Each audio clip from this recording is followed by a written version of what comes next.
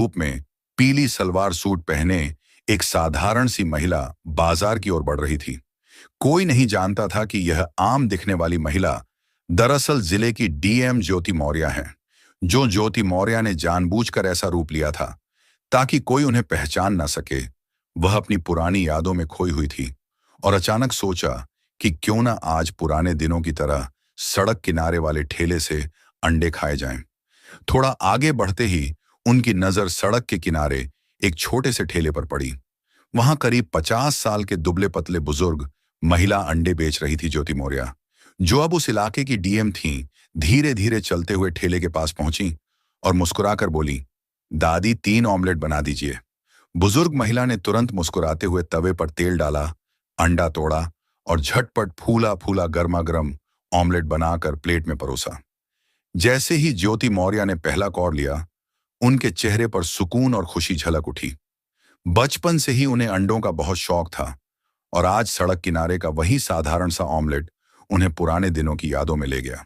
लेकिन ड्यूटी और व्यस्त जिंदगी की वजह से उन्हें ऐसा मौका बहुत कम मिलता था। वो चुपचाप ऑमलेट के स्वाद का मजा ले ही रही थीं कि तभी अचानक वहां एक इंस्पेक्टर एक सिपाहियों के साथ आया और वह ठेले के पास रुककर जोर से चिल्लाया, अरे ओ बूढ़ी औरत, जल्दी से पैसे निकाल। अचानक आवाज सुनकर अंडे बेच रही 50 साल की महिला घबरा गई। उसके हाथ कांपने लगे। वह घबराई हुई बोली, साहब, अभी तो दिन की शुरुआत है, अभी तक मैंने कुछ कमाया भी नहीं, ग्राहक भी बस अभी आए हैं, शाम को आ जाइए तब दे दूंगी, अभी सच में पैसे नहीं हैं। यह सुनते ही इंस्पेक्टर आग बबूला हो गया। उसने बिना कुछ सोचे समझे उस महिला के गाल पर जोरदार थप्पड़ जड़ दिया। यह नजारा देखकर डीएम ज्योति मौर्य का खून खौल उठा। उन्होंने तुरंत आगे बढ़कर सख्त आवाज में कहा, रुकिए इंस्पेक्टर साहब, आप इनसे किस बात के पैसे मांग रहे हैं और क्यों? किस हक से आपने इन्हें थप्पड़ मारा? आपको कोई अधिकार नहीं है किसी गरीब मेहनतकश महिला के साथ ऐसा व्यवहार करने का। इंस्पेक्टर मोहित ने घूरते हुए ज्योति से कहा, तुम कौन होती हो बीच में बोलने वाली? तुम बीच में मत पड़ो, तुम्हें पता भी है बात क्या है। ज्यादा बोलेगी तो अभी यहीं गिरफ्तार कर लूंगा, चुपचाप खड़ी रहो। ज्योति ने गुस्से में आंखें तरेड़ते हुए जवाब दिया, देखिए, आप जो कर रहे हैं वह बिल्कुल गलत है। कहीं भी कानून में नहीं लिखा है कि आप गरीबों से वसूली करें। आप इस महिला पर जुल्म कर रहे हैं और इसका अंजाम आपको भुगतना पड़ेगा। सुधर जाइए। यह सुनते ही इंस्पेक्टर मोहित आग बबूला हो गया। उसने बुरी तरह अपना आपा खो दिया और ज्योति के गाल पर एक जोरदार थप्पड़ जड़ दिया। थप्पड़ इतना तेज था कि ज्योति थोड़ा लड़खड़ा गई, लेकिन तुरंत खुद को संभाल लिया। उनकी आंखों में अब गुस्से की ज्वाला थी। उसने चिल्लाते हुए बोला, आपने मुझ पर हाथ उठाया है, अब मैं आप पर एफआईआर दर्ज करवाऊंगी। इंस्पेक्टर मोहित सिंह हंस पड़ा और धमकी भरे लहजे में बोला, एफआईआर? तुझे समझ नहीं आया? अगर ज्यादा बोली तो इतना मारूंगा कि घर तक नहीं जा पाएगी। निकल यहां से, वरना धक्के मारकर भगा दूंगा। इतना कहकर वह फिर से अंडे बेचने वाली बुजुर्ग महिला की ओर मुड़ा। उसने उसका कॉलर पकड़ लिया और चीखते हुए बोला, अबे औरत, ज्यादा होशियारी मत कर, जल्दी से पैसे निकाल, वरना तेरा ठेला यहीं सड़क पर तोड़ दूंगा। यह कहते ही इंस्पेक्टर ने गुस्से में ठेले पर एक जोरदार लात मार दी। ठेला उलट गया और सारे अंडे सड़क पर बिखर गए। बेचारी महिला डर के मारे कांप उठी। उसकी आंखों से आंसू छलक पड़े। वह घुटनों के बल बैठकर बिखरे हुए अंडे समेटने लगी और रोते हुए बुदबुदाने लगी, हे भगवान, ये क्या हो गया? तभी इंस्पेक्टर मोहित सिंह गुस्से में अपना डंडा उठाया और बुजुर्ग महिला की पीठ पर जोर से दे मारा।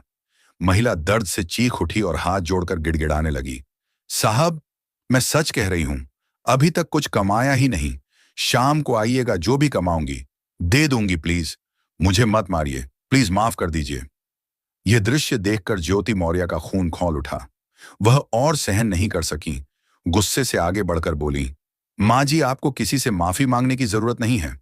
ये लोग गरीबों पर जुल्म ढाते हैं और इन्हें जरा भी शर्म नहीं आती।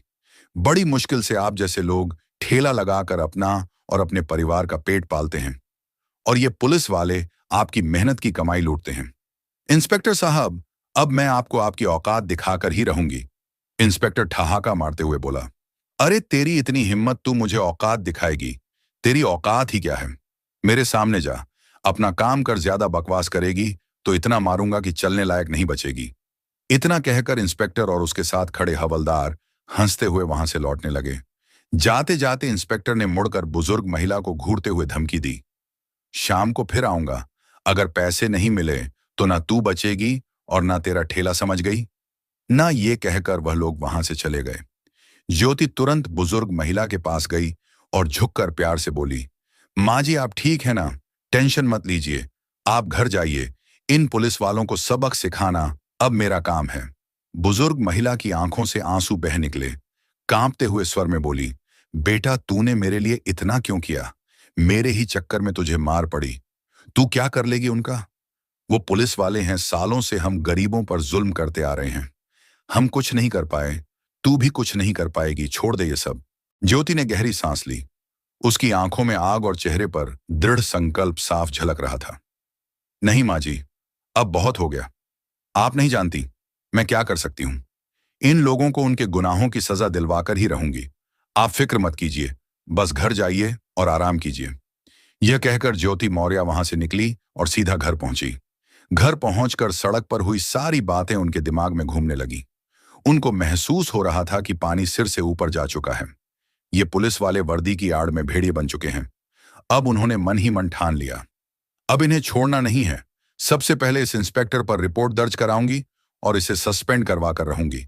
अगली सुबह ज्योति मौर्य ने खुद को बिल्कुल साधारण महिला के रूप में तैयार किया। लाल रंग की सलवार सूट पहनी और बिना किसी पहचान के थाने पहुंच गई।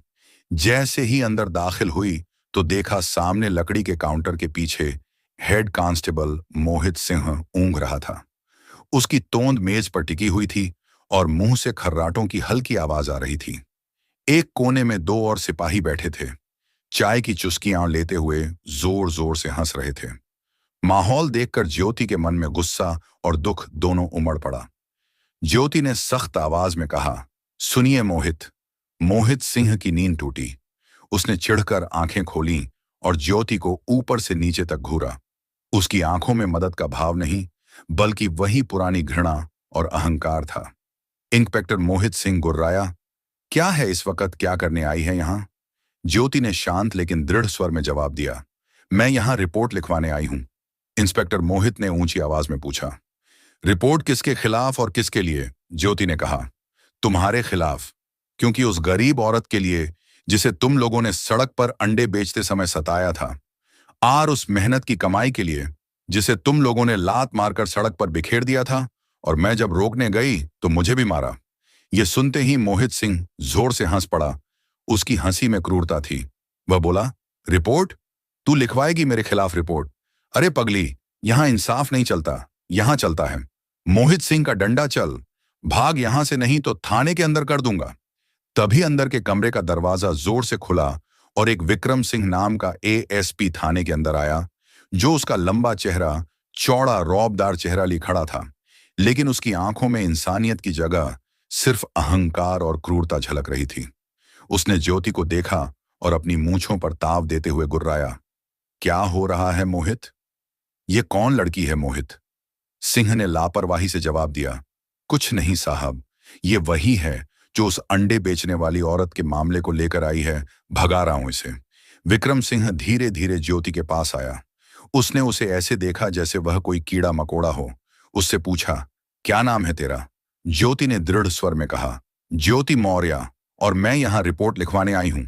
विक्रम सिंह तुर्शी से हंस पड़ा और बोला, देख, हमारे पास फालतू कामों के लिए वक्त नहीं है। सुबह से आकर ड्रामा करने चली आई, चल निकल यहां से, वरना इसी हवालात में बंद कर दूंगा। ज्योति अपनी जगह से हिली नहीं। उसकी आंखों में वही आक्रोश और संकल्प झलक रहा था। यह देखकर विक्रम सिंह का पारा चढ़ गया। उसने गुस्से में कहा, सुना नहीं तूने?